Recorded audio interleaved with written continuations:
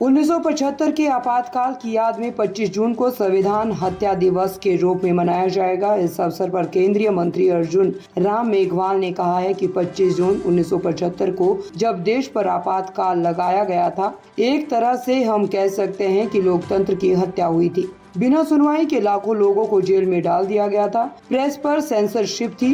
भावी पीढ़ी को पता होना चाहिए कि एक समय ऐसा भी था जब कांग्रेस और उनकी नेता इंदिरा गांधी ने संविधान को खत्म कर दिया था और इसीलिए 25 जून को संविधान हत्या दिवस के रूप में मनाया जाएगा। इसमें गलत क्या है? इन 10 सालों में क्या किसी को बिना सुनवाई के जेल में डाला गया है? देखिए, 25 जून 1975 को जब इस देश में इमरजेंसी लगी और एक तरह से हम कह सकते हैं कि संविधान की हत्या की गई,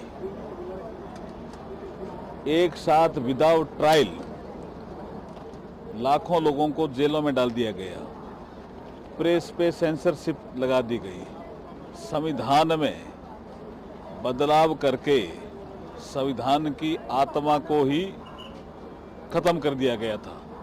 तो ऐसे दिवस को जब हम 50वें वर्ष में प्रवेश कर गए, इमरजेंसी के कालखंड को देखते हैं 75 से, तो भावी पीढ़ी को ध्यान रहे कि ऐसा भी एक कालखंड आया था जब कांग्रेस ने और कांग्रेस की नेता श्रीमती इंदिरा गांधी जी ने इस देश की संविधान की आत्मा को भी मार दिया था, संविधान को भी खत्म कर दिया था।